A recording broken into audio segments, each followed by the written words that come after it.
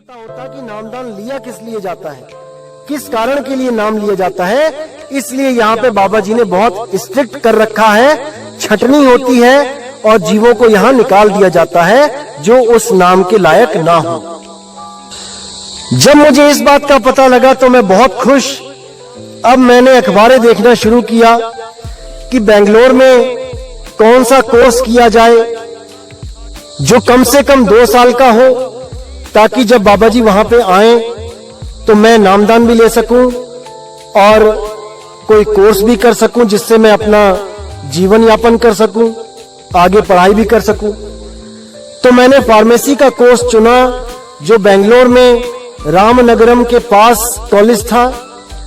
तो वहां पर मैंने एडमिशन लिया और उसी दिन से ये इंतजार की घड़ियां शुरू हो गई कि कब गुरुजी बेंगलोर आएंगे और मुझे नाम देंगे। 1 साल बीत गया लेकिन कोई खबर नहीं आई कि बाबा जी वहां पे आएंगे। दूसरा साल भी बीतने को था और मुझे लग रहा था कि शायद ऐसा ना हो कि कहीं गुरुजी का कैंसिल हो गया और सत्संग आए ही ना, मेरा बेंगलोर आना ही बेकार हो गया। तो उन दिनों हमारे कॉलेज में गेम्स कंपटीशन चालू थे जिसमें मैंने javelin throw, shot put, discus throw और चेस, शतरंज, इन चारों में फर्स्ट प्राइज लिया और पंजा लड़ाने में सेकंड प्राइज।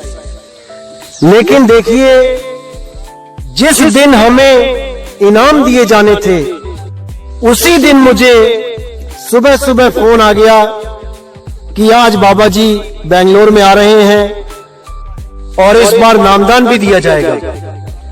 तो मैं सुबह तड़के 3 बजे ही निकल गया और सत्संग घर में पहुंचकर सत्संग में शामिल हुआ। अब सब दोस्त देख रहे हैं कि स्टेज पे मेरा नाम बोला जा रहा है इनाम लेने के लिए, लेकिन नितिन गायब है, कहां रह गया भाई। तो मेरा ही एक सीतापुर का जो फ्रेंड था उसने जाके 5 बार स्टेज पे जाके वो प्राइज कलेक्ट किए और सब मुझे ढूंढते रहे कि आखिर मैं गया कहां। तो जब 2 दिन के बाद मैं जब वापस लौटा तो सब फ्रेंड्स ने, दोस्तों ने पूछा कि भाई कहां चले गए थे। तब मैंने उनको बताया कि मैं सत्संग में गया था, लेकिन वहां पर नामदान का सेशन ही नहीं हुआ। किस्मत देखिए, इतना दुख हुआ कि जिस नाम के लिए मैंने घर से इतनी दूर बेंगलोर में एडमिशन लिया, जहां खाने पीने की इतनी दिक्कत थी क्योंकि नॉर्थ इंडियन खाना तो बहुत मुश्किल से मिलता था, या तो साउथ इंडियन इडली, डोसा, सांबर, रसम, उप्पू, रंदई और पता नहीं क्या क्या, जिनका कभी नाम भी नहीं सुना था। और या तो गुजराती मेस थी, गुजराती खाना मिलता था, दाल मीठी, चावल मीठे, सब्जी मीठी, पानी मीठा। परेशान हो गए थे कि कैसे दिन बीतेंगे यहां पे। लेकिन मन में एक ही इच्छा थी कि आया हूं तो नाम लेके ही जाऊंगा। लेकिन दिल टूट गया जब नाम 2 साल रहने के बाद भी नहीं मिला। बहुत ज्यादा परेशान हो गया। फिर जब वापस घर को आया तो ऐसा लगने लगा कि जैसे लौट के बुद्धू घर को आए। फिर वही दौड़ धूप शुरू, क्या किया जाए, कैसे किया जाए, नाम कैसे लिया जाए। दोबारा से फिर से वही काम किया, लंबी दाढ़ी बढ़ाई, आंखों को साइड से दबा दबा के झुर्रियां डाली और पहुंच गया नाम लेने। इस बार 2 साल और बीत गए थे, इसलिए थोड़ा उम्र में और बड़ा लगने लग गया था। 25 का नहीं लगता था, लेकिन हां, अगर कोई ज्यादा ध्यान ना दे तो दाढ़ी की वजह से और आंखों के पास जो झुर्रियां डाली थी उसकी वजह से 25 साल का कोई बोल सकता था अगर ज्यादा ध्यान ना दे तो वो भी कंफ्यूज हो गए कि देखने में लग भी नहीं रहा है 25 साल का और हो भी सकता है, तो क्या किया जाए। तो उन्होंने मुझसे सर्टिफिकेट मांगे, कुछ ऐसा प्रूफ मांगा जिससे मेरी उम्र का पता चले। जब मैं वहां लाइन में खड़ा हुआ नामदान लेने के लिए, ये तब की बात है। तो मैंने उनसे साफ बोला कि मैं पढ़ा लिखा नहीं हूं और मैं जीविका के लिए, रोजगार के लिए बकरियां चराता हूं लोगों की।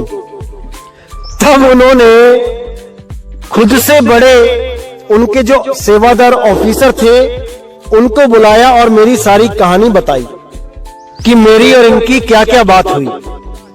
उस बंदे को भी यकीन नहीं आया कि मैं 25 साल का हूं, तो उसने मुझे बाहर निकालने के लिए कुछ ऐसे सवाल पूछने शुरू कर दिए आध्यात्मिक, जिसका उसको लगता था कि इसका उत्तर इसके पास नहीं होगा। जब उन्होंने सवाल जवाब शुरू किए, अपने जानने में उन्होंने ऐसे सवाल पूछने शुरू किए कि जिसका उत्तर एक आम आदमी दे ही नहीं सकता।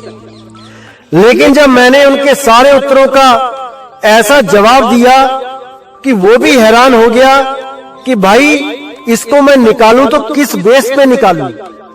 तब हार के उसने वहीं पे बोला कि इसकी उम्र छोड़ो, ये बहुत पुराना जीव है मालिक का, इसको नाम मिलना ही चाहिए।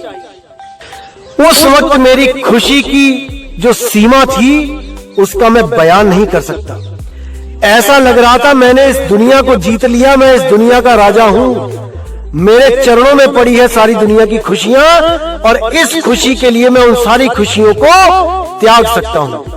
इतना बड़ा दिल मेरा उस वक्त हो गया था, इतना मैंने शुक्राना किया परमात्मा का कि शुक्र है वो नाम अब मुझे मिलने जा रहा है जो बंदी छोड़ सतगुरु कबीर साहब ने धर्मदास जी को दिया, रानी इंदुमती जी को दिया, खेवसरी को दिया, सुपच सुदर्शन जी को दिया, जो गरीबदास जी महाराज को दिया, जो दादू जी को दिया, जो पलटू महाराज को दिया, जो नानक साहिब को दिया, जो दरिया साहिब को दिया, और किस किस का नाम बताऊं। सब संतों को जो बख्शिश हुई वही बख्शिश आज मुझे होने जा रही थी। तो वहां से मैंने नामदान की पर्ची ली और एक एक पल जब तक नाम नहीं मिला उस मालिक का शुक्राना किया, रो रो के उसकी बंदगी करी, उसको याद किया। मेरे पूरे खानदान को नहीं पता लगने दिया मैंने, यहां तक कि अपने घर में भी किसी को नहीं पता लगने दिया कि मैं नामदान लेने जा रहा हूं और मुझे नामदान की पर्ची मिल गई है। पूर्णतया गुप्त रखा इस चीज को। फिर वो दिन आया जब मुझे नामदान मिला, मुझे 5 नाम दिए गए जपने के लिए और कान बंद करके उस अनहद नाद को, उन 5 धुनों को सुनने का ज्ञान दिया गया। शुरू में मैंने जब भजन करना शुरू किया तब ही मुझे शंका होने लगी कि ये जो नाम मिला है, ये जो विधि मुझे मिली है, जाने क्यों ये सही नहीं लग रही। क्योंकि अनुराग सागर में कई जगह साहिब ने जिक्र